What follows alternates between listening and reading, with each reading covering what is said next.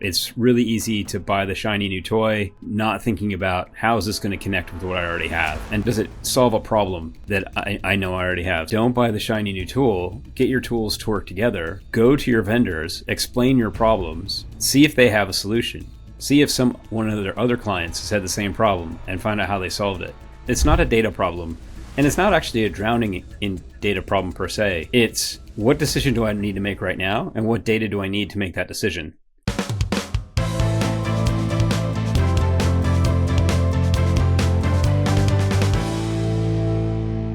Hi everyone, I'm so glad to be joined today by Skip Fidura. He's a fractional CMO, board advisor, and longtime leader in digital marketing. For more than 20 years, he has helped companies clean up bloated MarTech stacks. Skip has led global teams at Dot Digital, advised companies through Kender Salesforce kickstart programs, even chaired the UK DMA's Responsible Marketing Committee.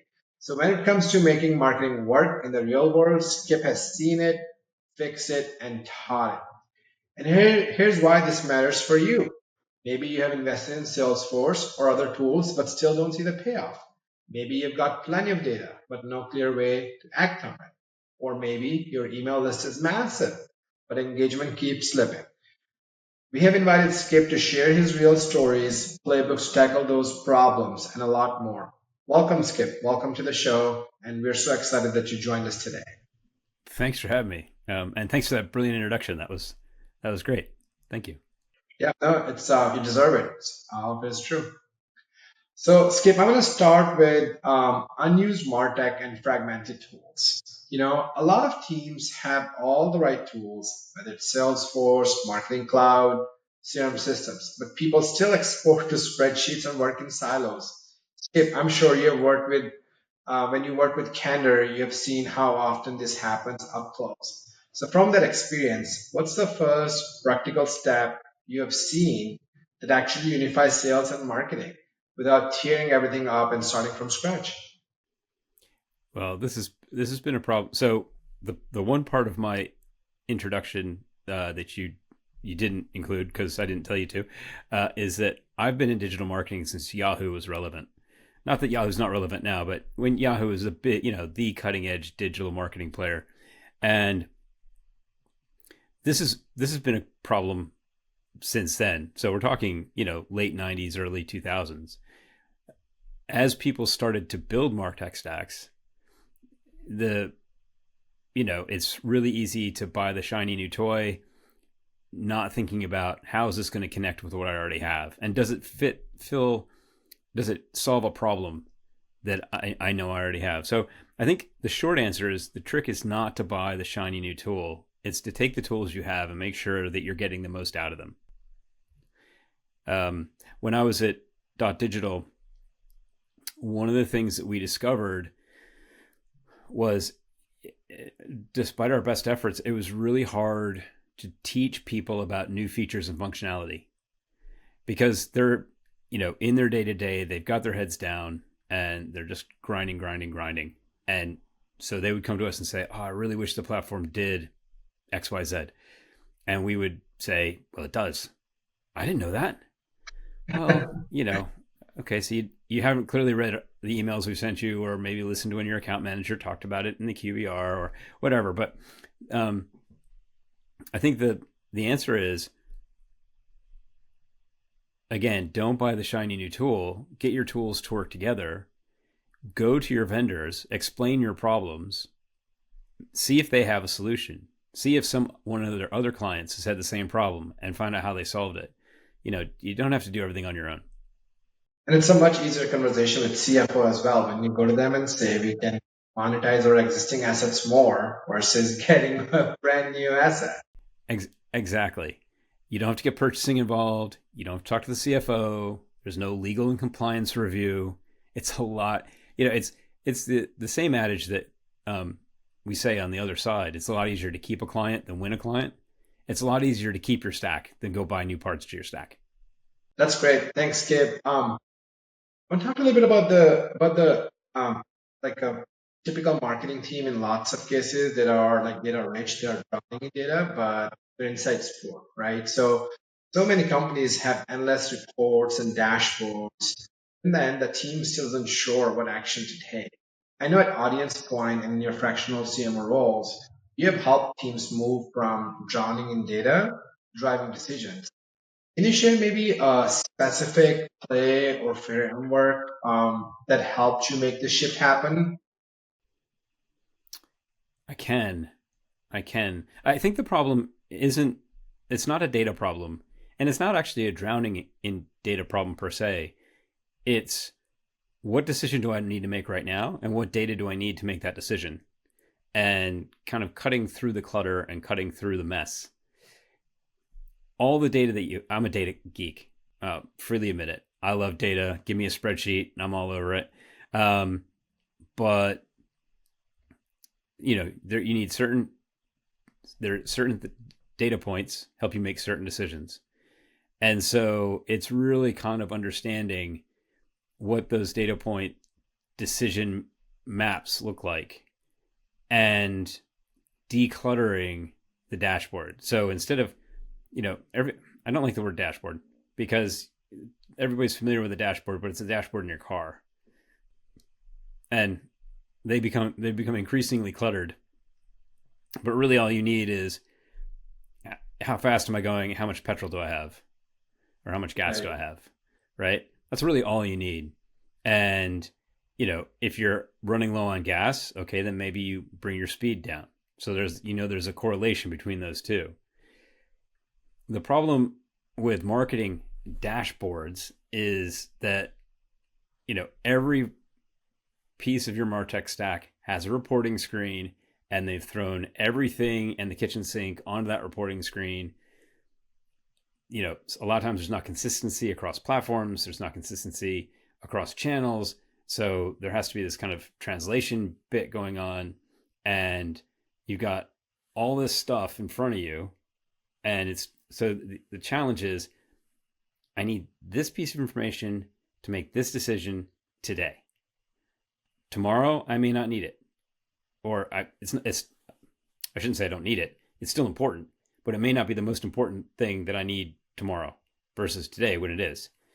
So it's really understanding what questions do you regularly answer and having a dashboard that helps give you the answer to that question or help you make that decision. So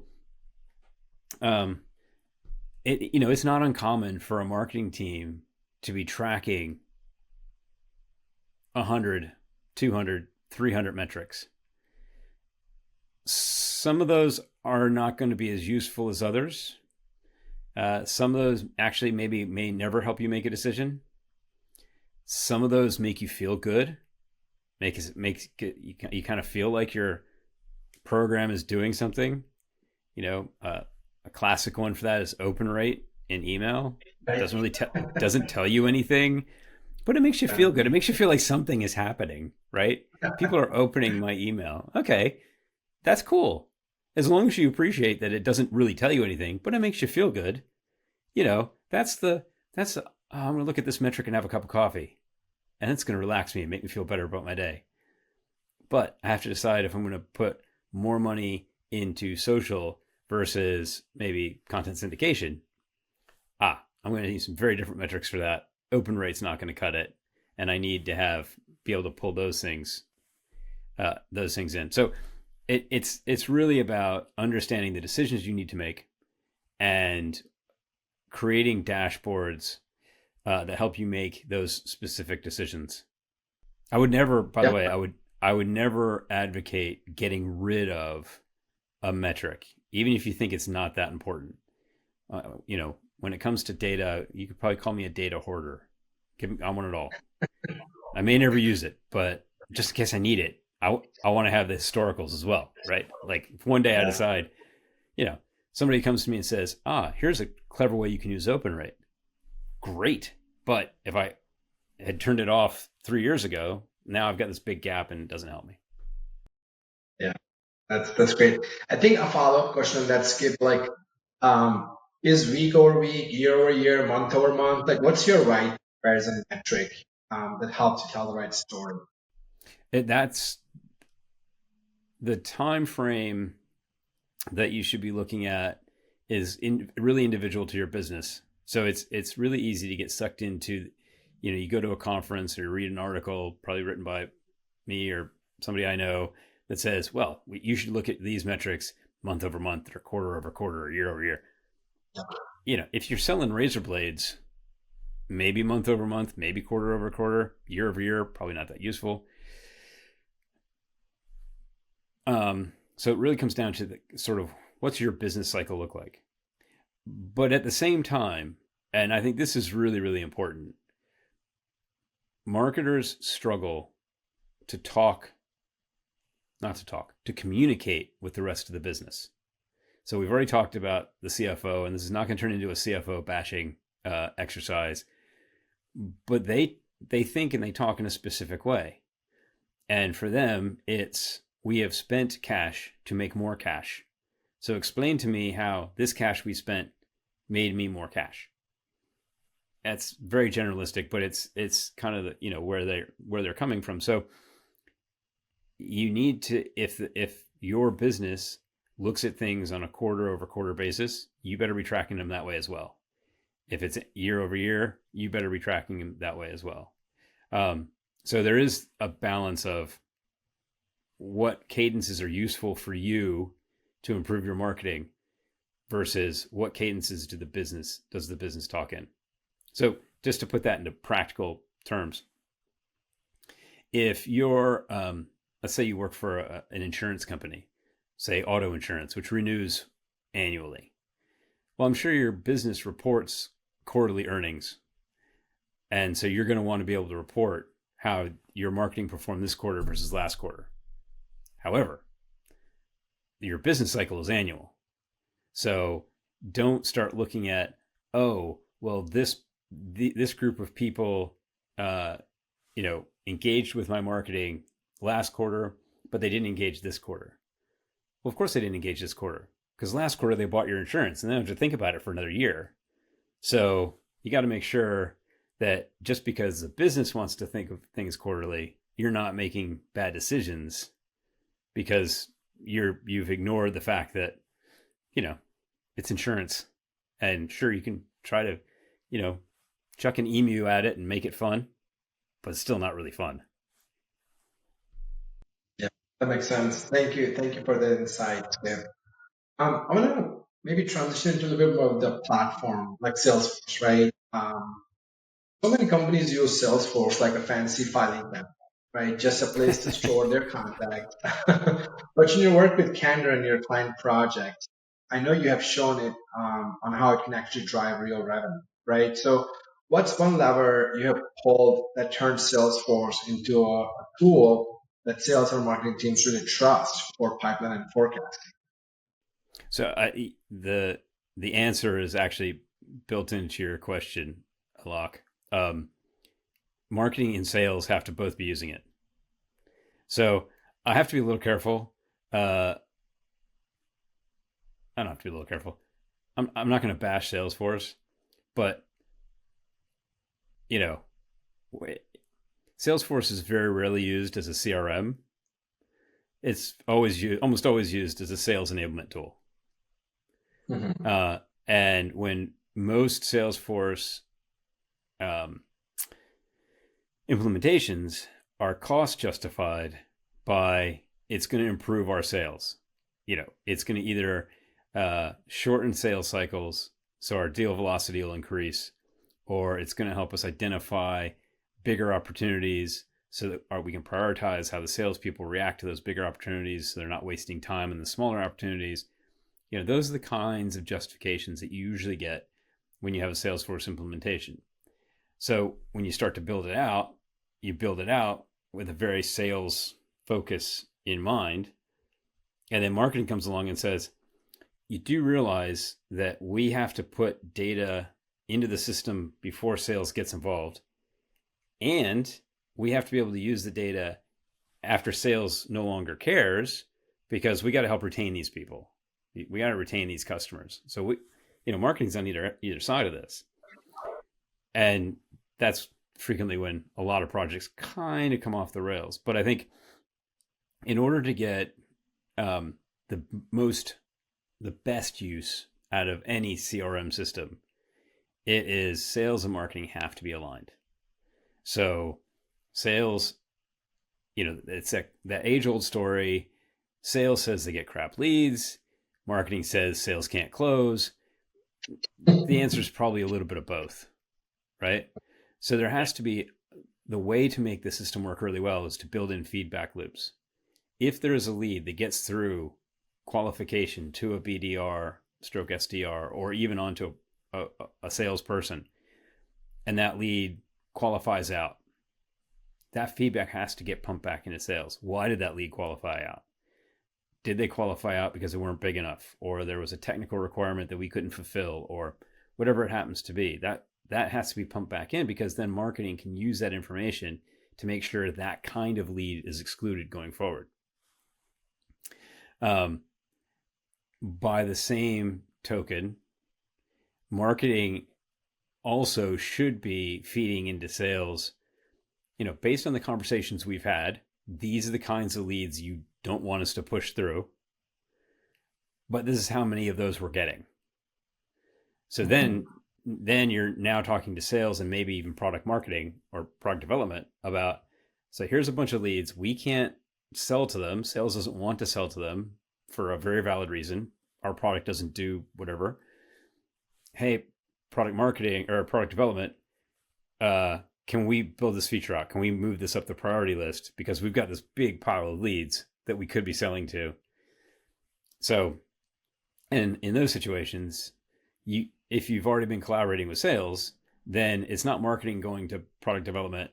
It's marketing and sales going to product development. And that's a much better argument, or a much better position to be in. Yep, I agree. Like, I think if you're in silo, then the results are going to tell itself, versus if you are working coherently together with sales or marketing, I think the results going to speak for itself. So I think I completely agree. Yeah, absolutely. I mean, I've been doing this, as I said, a long time, and the thing that I notice happening over and over and over again, it's like a pendulum, is where does the BDR SDR team sit? Sometimes it's in sales, and then everybody starts saying, well, we're getting the wrong leads. Well, marketing doesn't know they're the wrong leads, so let's move them back into marketing so we can get that feedback. And this poor team gets shoved back and forth. And if you're the CFO and you play your cards right, you can be shifting the team so that they miss both Christmas parties, right? So they don't get the Christmas, they don't get the holiday party in either team. Right. You save a lot of money that way. So it is about that communication and understanding. And that's throughout my career. That's where I've focused a lot of my time and energy, is working with sales to understand what it is, or to who it is they want to sell, and then when one gets through that shouldn't have, understanding how that happened and making sure it doesn't happen again, but also letting them know on a regular basis, these are the kinds of leads that we're getting. Now, hopefully we're not paying for those leads. Hopefully they're coming in organically, but we're not passing them through to you because they don't meet the ICP that you've helped us develop. And should we adjust that ICP? Right. Great. If you touched a little bit about the CFO and then the investment company, right? And you did say we're going to do CFO bashing. So thank you for that. No problem. But this may lead to that, right? Some of my best friends are CFOs. Yeah. So CFOs, CMOs, often spend big on MarTech, expecting transformation, right? That's why the CFO signs a check, but 6 months later, nothing has really changed, right? Which is when the CFO is pitched. I'm sure you've seen this movie play out multiple times before. What's one red flag, like early red flag, that tells you that the market investment isn't being used right? How do you usually course correct? An early red flag, and it's hard to see internally, but from the outside looking in, an early red flag is always going to be around poor requirements definition. I think of it as buying a Ferrari.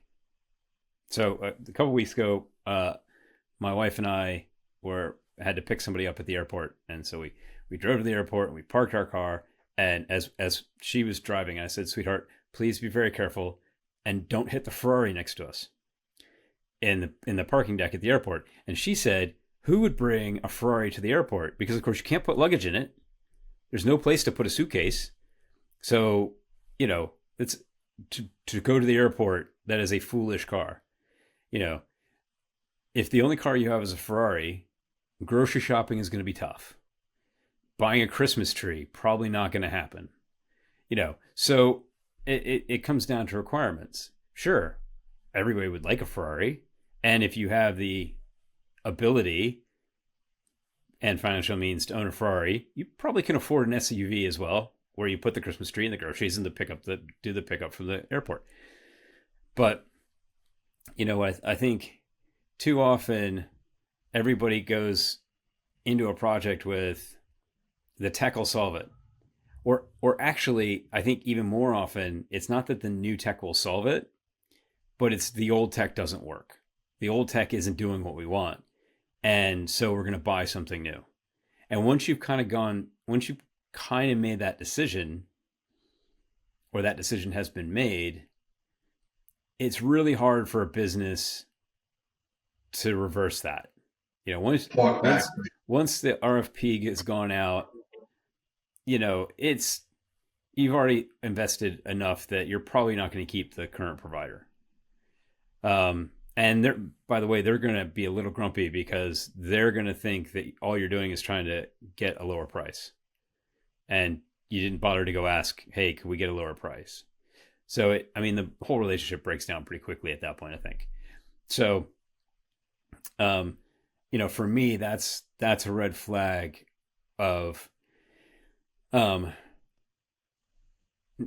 red flag is not understanding the requirements and like a huge red flag. I'm not even a flag. This is like, red fireworks and stuff going off is we don't understand the current requirements. But a big red flag as well is we haven't talked about where we want our programs to be in a year or 2 years time. Because, if you're on Marketing Cloud and you've got a lot of integrations and you've got a lot of automations built up and a lot of customer journeys and it's doing its thing, it takes a long time to migrate. A really long time, and it's very expensive to migrate. And it's a high risk project, which is why it takes a long time and it's very expensive, because whoever you hire in to help you do that is they're going to dot every I and cross every T, and it's belt and braces and all these cliches.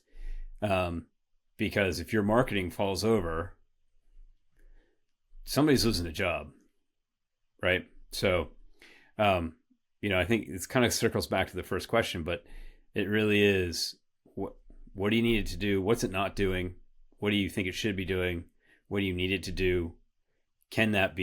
Is that feature or functionality available to you? Is it not? Is it not? But can it be? Is it? Oh, well, it doesn't exactly do this the way we want it to, but if we connect these two things with an API, we can make it do what we want to do. Okay, let's run that project.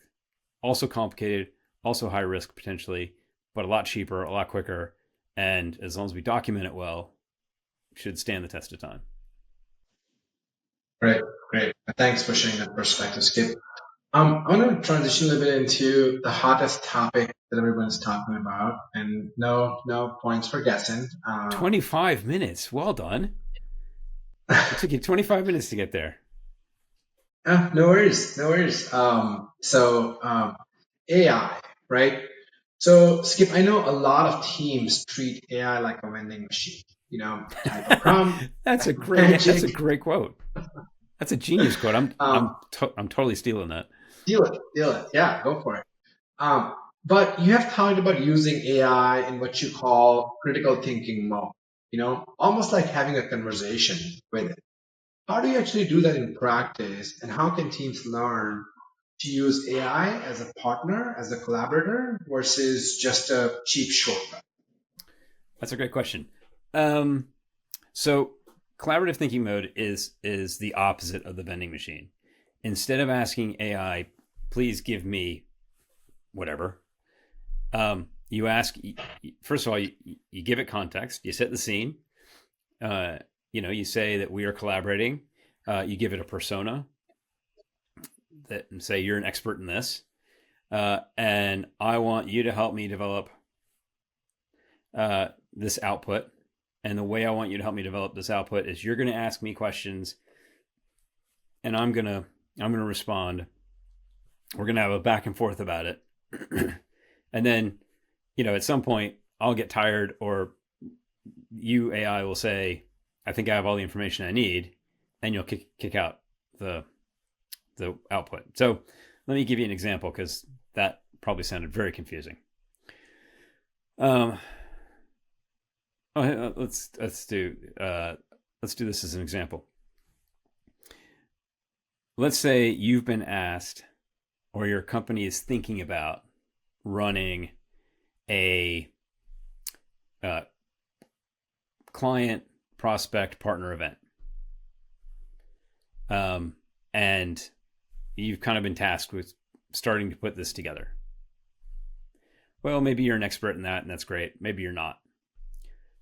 What I would do is I'd go to the AI, whichever one you choose, and I would say, you're an expert event strategist and coordinator,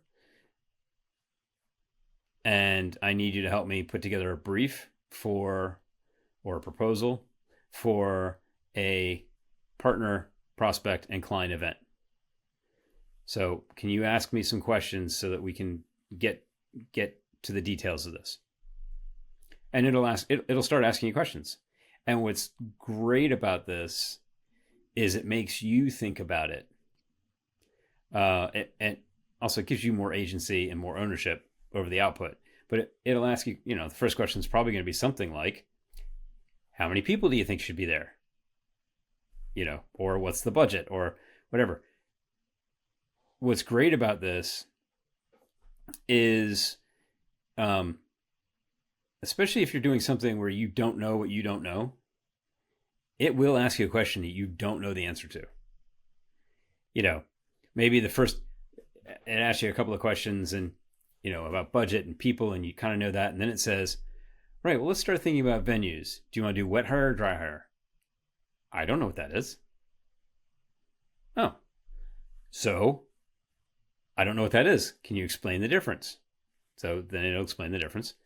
Now I understand. But I don't know the answer.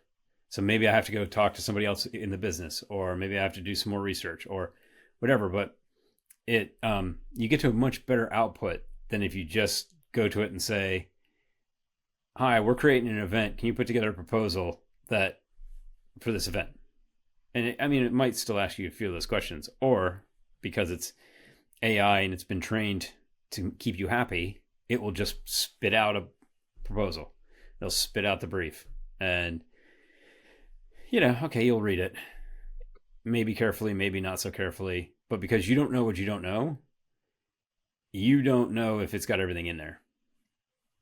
So I don't use it solely in critical thinking mode, but whenever I have to develop something, it's I find it to be a really interesting approach. Yeah, I agree with that. I think you can do much more, and you can round out your proposals, as you said, much better if you use this as a collaborator versus just say a one-line prompt and no context and ask to spit something out. And Yeah, you're a long ways from yeah, and you can also take it. That's the full on critical thinking mode, but you can I use it in, I guess, critical thinking mode light. I don't know. But let's say I've written something. I'll say, here's something I've written. And of course, it's going to come up with some recommendations to make it better. And it does that almost unprompted. But if you say to it, where are the holes in my argument? Or how can I strengthen my argument? Or I'm aiming this piece of content at this audience. Is it going to resonate? You know, then again, it starts to ask you questions. It starts to challenge what you've done. Yeah. And again, I love that whole notion of, the AI vending machine. Instead of just spitting out the candy bar, you know, you could have got out to spit out a candy bar. Now what you're doing is you're crafting a luxury chocolate. Right. Right. I like that. Crafting luxury chocolate. Crafting luxury chocolate. Yeah. Um, I know with all of this, Skip, like there's this huge concern about privacy, right? Like I read somewhere that all the chats you're doing with AI, and or all of that is being used for SEO into Google, right? The privacy and I think and if you go into the personalization space, even privacy is a big worry there, right? Like should I be creepy enough to know everything you're doing and then craft my personalization based on that? Like where do we draw the line, right? So as you know, like marketers want to personalize, but they're worried about crossing privacy lines, which is fair. And I know you chaired the DMA's responsible marketing committee during GDPR rollout.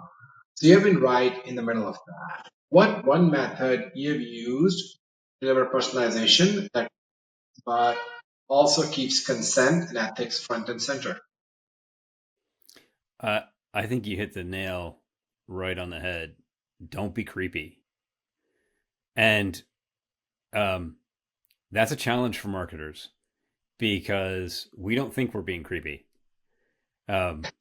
which makes us even creepier, unfortunately. But it's so easy to sit in that meeting and justify we've got all this information about this person and we can use that to craft a perfect message, you know, and you do that and then they freak out because you've crossed the line. You should not personalize more than they would expect you to. The classic Um, Target and the diaper example, right? I was watching the Sherlock Holmes movies. One of the with anyway the Sherlock Holmes movie with Iron Man, but that's not his name, obviously. Anyway, Robert Downey, yeah, Robert Downey Jr. Yeah, Robert Downey Jr. Thank you. So I was watching Iron Man. I was watching Sherlock Holmes with Robert Downey Jr. and he they do a big thing in the movie, and they do it in all Sherlock Holmes movies, where he'll say something, and the person goes, "How did you know that?" And he goes through this whole litany of all these little things that he's observed to get there, and the people typically in the movie are fascinated. They're like, "Oh, that's amazing!" But when they first ask, "How did you know that?" it's because they're creeped out. And the problem is, as a marketer, your audience is not going to ask you, "How did you know that?" They're going to get creeped out and unsubscribe. it's really cool. It's unfortunately our lives are not a movie. So it's really thinking about, and I'm not going to get into a GDPR thing, but a lot of what GDPR was built around was what should the consumer expect? What is their expectation, and how do you stay within those boundaries? And those boundaries are shifting. Those boundaries are shifting Mhm. a lot. So it's a moving target, and it's probably also a moving target depending on who your audience is. So, for example, my mother refuses to get a loyalty card at her grocery store because she doesn't want them to know what she buys. And I said, "Mom, but they're still gonna know what you buy because you're gonna buy it, and that all that whole transaction is gonna be associated with your debit card." And she's like, "That's why I pay Yeah. cash." So my mom goes to the bank, but gets cash so she can go to the grocery. So the grocery store does not know, you know, that she happens to like M&Ms and white wine. Okay, mom. Oh, but that's legitimate. I mean, it's a little frustrating for me because I'm a marketer and I wish she would understand, but that's a completely legitimate belief, right? That I don't want them to know what I buy. Okay. You're not going to get personalized offers. I don't want offers. Fine. So everybody's happy. Now, if you, uh, you know, I don't mind you knowing what I bought, and I do want personalized offers. And if you go even younger, if you go to say my daughter is 20, she's pretty laissez-faire with what data she shares, but she does get a little freaked out if the personalization hits too close to home. And I'm like, well, but did you share that information with the brand? Well, probably, but I didn't want them to use it. Okay. So it really is, it really is thinking about who is your audience and what are their expectations. And I would also suggest ask them, go if you've got a big, if one of your key audiences is a certain demographic sector or has a certain demography, do a focus group. Go ask people in that demographic with those demographic descriptors what their expectations are, and then tailor your output to that. You'll when you cross way into creepy because you start to get like backlash. Suddenly, Anderson Cooper's calling the CEO. Once that happens, your job is done. You're over. You never want Anderson Cooper to call. I mean, he's a lovely bloke, I'm sure, but that try things in small tests and look for the feedback, look for the responses, look for the did you see an uptick in complaints? Did you see an uptick in unsubscribes? Did you see did it just not work? What was the, when you rolled back, or if you roll back, do things improve or do they stay stagnant? In which case, whatever you did, you crossed too far and now you've lost those people, but they're not gone. They're just silently deleting you. Right. Yep. So, but you need to think about it all the time. Is this too creepy? Yeah, no, there's a creepiness factor that I think it's different if you're a marketer versus if you're not a marketer. If you're a marketer, the creepiness factor is pretty high. Acceptable creepiness factor is pretty high. You know what? I think you're right, except the number of times I've had conversations with marketers about, oh, this brand did something creepy. And I'm like, oh, really? Because 2 days ago, we just talked about how you were going to do the same thing. It's like we go to work and we put our marketing hat on and like, use all our data. And then we leave the office and we're like consumers again. And all of a sudden, oh, this is scary. This is scary. Yeah, that's right. That's right. Skip, that's great. Thank you for sharing that. I want to talk a little bit about the email list, right? Because that's like an asset that a lot of organizations, a lot of marketers are sitting on, right? And I hear this a lot. I'm sure you hear this a lot. Is that we have this massive list of like 2 million subscribers, 200,000 subscribers, 500,000 subscribers, 10 million subscribers. We have a huge list, but our email isn't performing, right? We get little engagement, and we don't know what to do with it. I know you have led email strategy at Dot Digital and even chaired the DMA email council. Mm-hmm. So when you walk into that situation, where do you start? Like, how do you solve that? What's a simple play you have used that quickly turns email from underperformance to result driving asset? Simple. There's no silver bullet to that one. But let's you've hit on a couple of things in your question which I think are really important. Email is an asset, and your email database is an asset. You spent money to get it, right? So you need to be very careful about removing too much data, because you could be throwing away a good asset. So that's one thing. The second thing in your question, and you asked the question the same way every client I think I've ever talked to has asked the question, is, and they say, we've got this many records in our database, or our list size is X. And I always point out to them as gently as I can, you don't have that many records in your list. You have that many people in your list. And people do not behave in the same way that data behaves.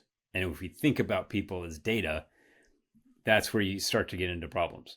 So to go a little bit deeper on that, first, I'm sure your brand is amazing. I'm sure your email content is out of this world. Most people don't care. Like, does your mother open every email you send? Right? No. And it's your mom. So if you can't get your mom to open every one of your brand's emails, some stranger, not going to happen.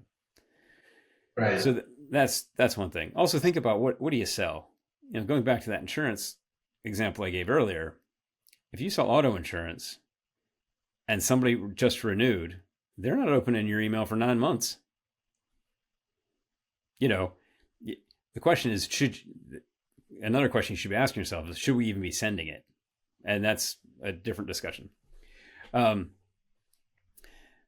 then I think the third piece of this is understanding what performance really is. Because when people say, oh, I've got this huge list, but it's not performing. Well, is it not performing because you're not getting a lot of opens and clicks? Or is it not performing because you're not making any money off of it?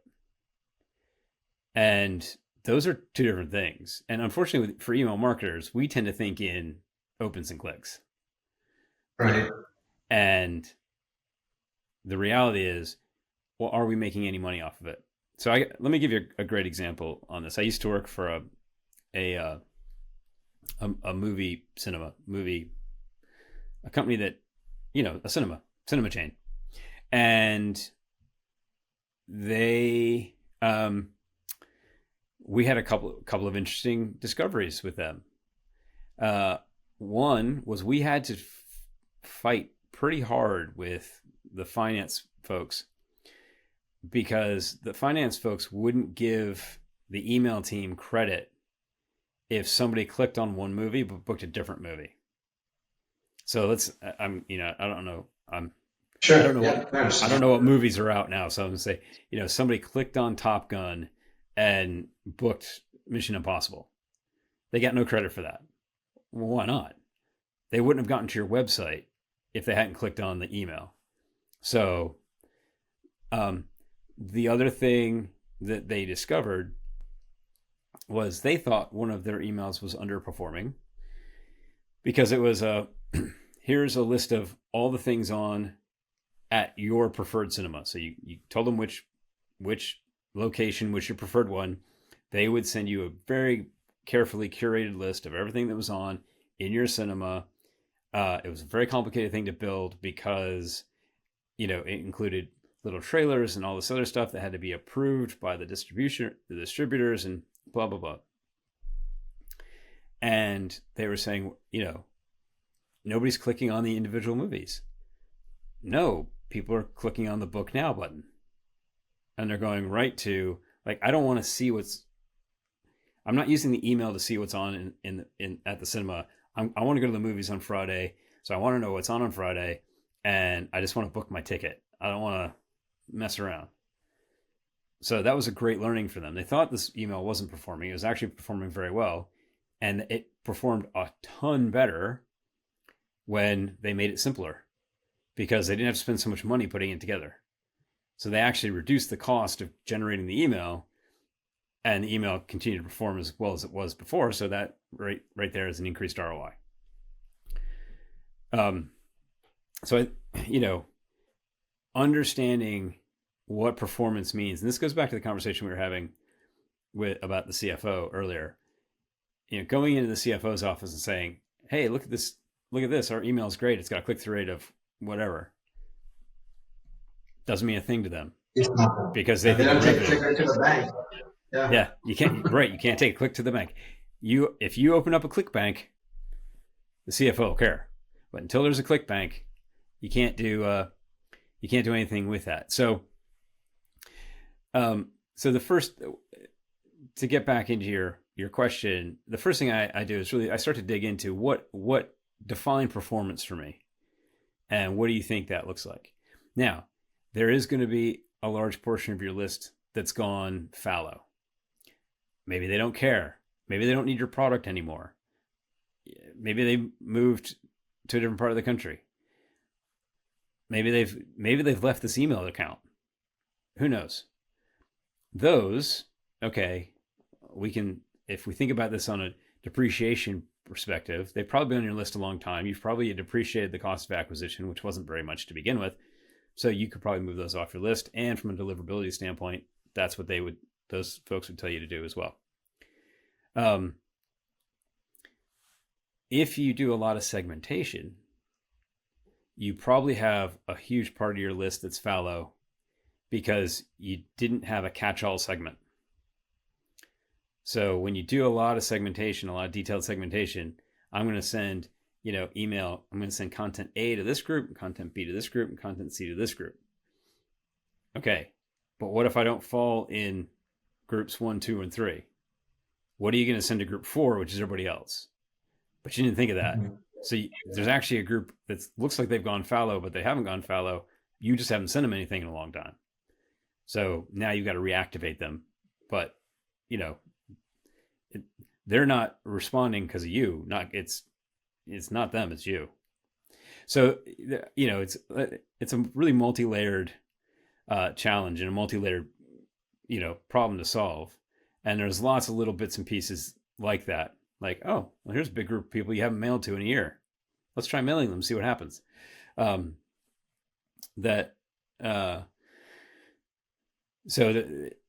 back to my point, there's never a simple solution, but there is a process, and the process is probably pretty simple actually if you dig into it, of how to get that list looking like it's performing better than it is.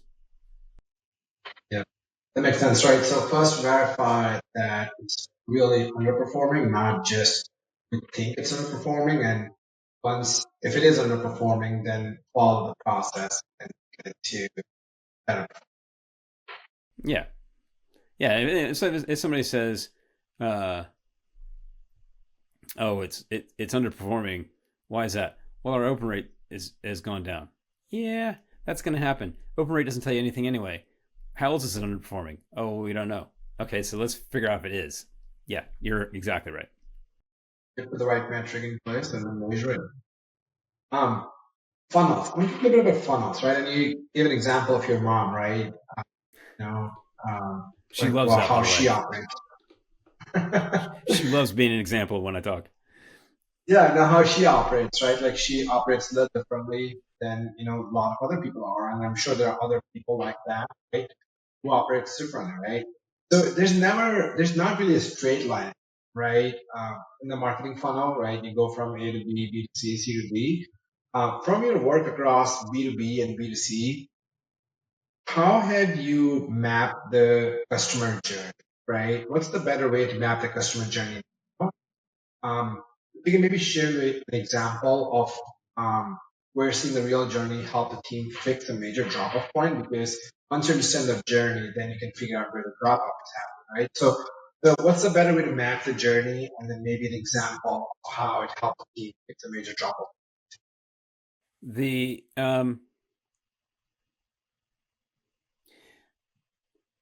Going back to what I said earlier about the email list, it's people, not data. It's people, not a spreadsheet. This is kind of why I like spreadsheets. I'm not saying I don't like people, but if I put a formula into a spreadsheet, I know what answer I'm going to get every time I put it in there. That's interestingly, complete tangent, but that's interestingly one of the challenges of AI adoption. Is you can put the same prompt in 2-3 times. You're going to get, every time you put it in, you get a different answer. And that makes people really uncomfortable. when it comes to computer systems and things like that. So the I always I'm always reluctant to try to map the customer journey because you'll always get it wrong. You will have as many, the combinations and permutations of customer journeys relates to the number of touch points you have and the number of touches in each of those touch points. And almost instantly it becomes sort of infinite. So rather than that, it's identifying, to your point, understanding, is there a place where we actually have, seemingly everybody that takes this action disappears. Like they take this action and we never hear from them again. Okay, clearly we got a problem with that action.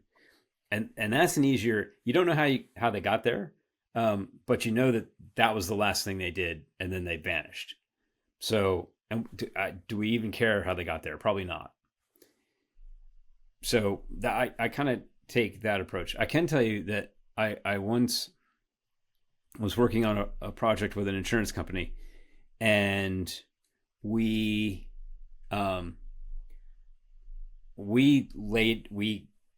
made a physical representation of all the touch points. And the way we made that physical representation was luckily we only had two channels to worry about at the time, because this was like post quote communication. So it was email or SMS. And we printed out every communication possible, and we literally laid it out on the floor of a conference room. And then we called the senior exec team in, and they're like, what is this? You made a mess. No, this is what your customer gets. And they're like, oh, you're kidding. I'm like, no. Yeah. and it wasn't malicious. Like they didn't set up a situation where, oh, let's see if we can drown our customers in email and SMS. It was, oh, here's a problem. Like here's a drop-off point. How can we fill that drop-off point with a piece of comms? But they never rationalized the others, and they just kept building and building and building and building and building. Yeah. There's a company in the UK right now that I know has this problem. I don't know if they know they have the problem, but it's their customers are builders and tradespeople, and if you have more than one tradesperson working in your house, I mean, their phones are going off all the time. And finally I said, what is that, people trying to get work? They're like, no, that's this company letting us know that this product is in or that product is in. But, I ordered 5 products and they come in at slightly different times for me to go pick up, and I get 5 messages, and, it's that kind of thing. So you can spend a lot of time and a lot of energy, and you can get a very costly consultant in to map the customer journey, but it's kind of a fool's errand. What you really are trying to understand is where do people fall out, and so okay, I hear what people are going to be saying. They're going to be shouting at the screen, going, "But Skip, you said you didn't care about what happened upstream, but what happened upstream radically changes potentially this node." And that's, yeah, you're right. And you know what? When you start this project, you're going to be hitting the big nodes, and it really won't matter what happened upstream. And once you get deeper into this project, now you're looking at, before you were looking at like, oh, everybody that got to this point, we had 80% drop off. Okay, let's fix that. Everybody gets to this point, we've got 75% drop off. Okay, let's fix that. And you're going to get more and more and more and more and more detailed until some point, you're like, if I fix this, is it going to make me enough money to pay for the time I spent fixing it? No. And when you get to that point, that's also the point where those upstream journeys would have started to matter a lot. Because Yeah, that makes sense. because so few people go through the same journey. Yeah, yeah. It's like all over the place, right? I think if this is the drop off point, maybe fix that regardless of worrying about how they got there. To start. Yeah, exactly. Think of it as uh, a subway network, right? So the London subway, the tube. Um, if there is, if all the escalators break at Tottenham Court Road Tube Station, then very quickly the station fills up. Trains can't stop because the platforms are too full for them to stop, and you get chaos. You got to fix the escalators at the station.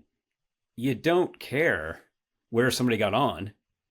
All at this point you're caring about is they need to get off here and they can't. They can't get to the next step in their journey.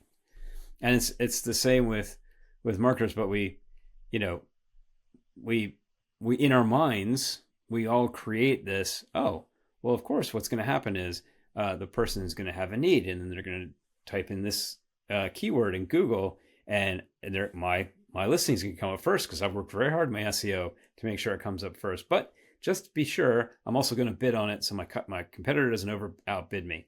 And then they're going to come to my website. Now, what they're going to do there is they're going to sign up for my email so that I don't have to pay to get them again. And then they're going to start getting my email. And then they're going to download this white paper. And then no, nobody, maybe one person will do that. But you have that's like saying, that's like being able to say, Fred in Fairmont, West Virginia is going to win the Powerball today. You can't. Who knows? Maybe. And Dad, if you win the Powerball today, you better share. Yeah. It's important. Yeah, that makes sense. Skip, I know we're at time. I do want to get a couple more questions about sustainability and then the burnout. Can you stick around for a few more minutes? Yeah, I'm good. Oh, so I know you were talking about like teams moving fast and spending so much time, right? There's a huge pressure on marketing teams to launch fast and pivot even faster, right? But that often leads to people burnout, right? I've heard you said steady is fast.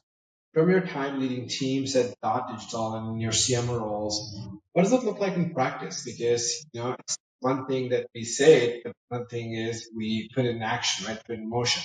How do you set the rhythm so teams can move quickly, but without the chaos that happened at the tube station? Yeah, there's a saying. I think it's in auto racing that quick is fast and fast is slow. And what what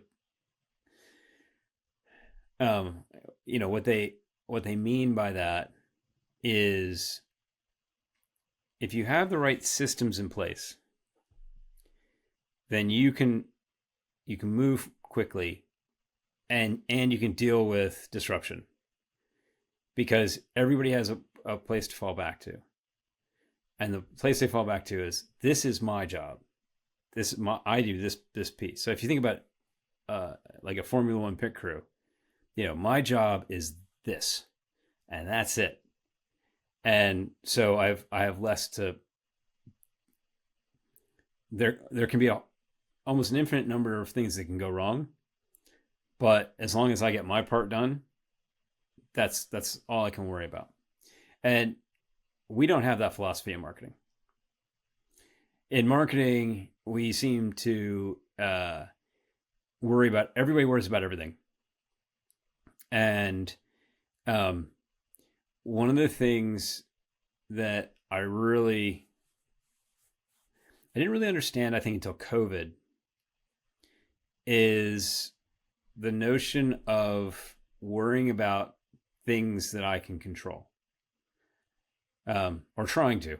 I'm not, to be fair, I'm not super great at it. My daughter would tell you that I worry about too much, but what can you control? What can't you control? Control the And controllables, right? it's actually control the controllables and roll with the uncontrollables. And so if you are a mid-level marketer or a junior level marketer, and the company changes direction, we're going this way, and then suddenly we've pivoted. We're a product led company. Oh no, now we've got an AI thing, and we're gonna, you can't control that. Is it going to cause you stress? Yes, it is. Um, as a more senior person, as a leader of people, it's your job to say, okay, yes, we're pivoting, but it really doesn't change what marketing is doing. Copywriters are writing. Campaign and marketing operations people are setting up campaigns and launching campaigns. The data teams are pulling the data that we need. Maybe we have to change our segmentation to accommodate this new direction, but we're still pulling the data. We're still pulling we're still doing the segmentation. So what you're doing hasn't changed, probably, maybe, hopefully, but what we're talking about has changed. And that I think is really, really important. And also understanding, one of the things I think that causes that stress is the sense of ownership. Nothing is more soul destroying than you've been working on, say, a white paper, and it's almost done, right? And then, oh, we've just pivoted, and we're not going to talk about that anymore. And you're like, but my white paper, I love this white paper. I've worked really hard in this white paper. Somebody please just read my white paper. And so, I mean, that's the piece. One of the key differentiators between marketing people and salespeople is salespeople have forgotten the last phone call before the next person picks up. It's an amazing skill. I don't have it, and I really respect them for it. But, that's how they deal with rejection. I can't focus on that. I got to move on to the next one. And, marketing people don't think that way. And so managing them is slightly different. Ponder, yeah. But really just getting, just getting an ethos in your marketing team of, let's control the controllable and let's talk about the uncontrollable, and, get those feelings out there. But at the end of the day, realistically, what you're doing is not going to change. How you do it may change. What you talk about may change. Now, it's a very different situation if what the uncontrollable is a layoff or something like that. That's a different kettle of fish.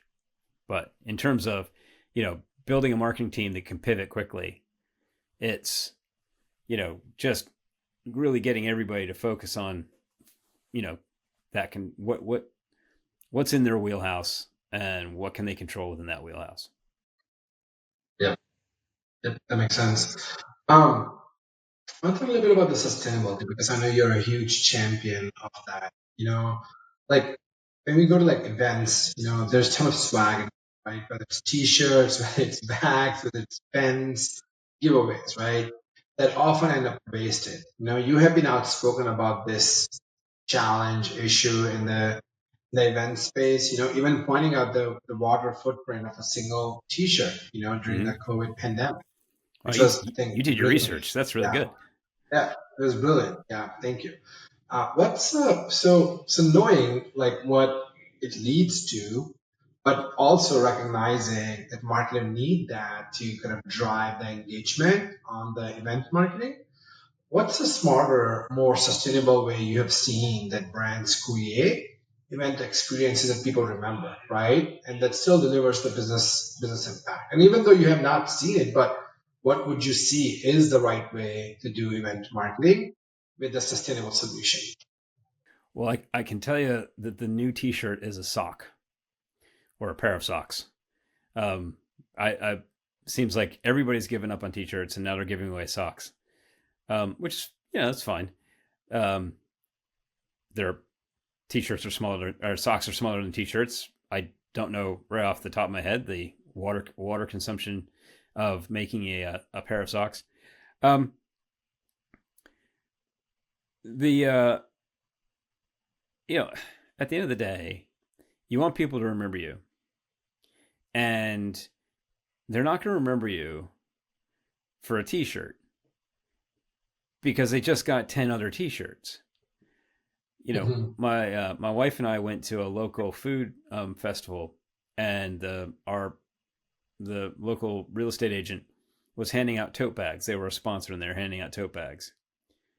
And I thought we were going to get thrown out because we refused to take the tote bag. And this guy was like, "No, you have to take a tote bag." And we're like, "No, we don't. We don't want a tote bag. We've got 5 of those tote bags. We don't need any more tote bags."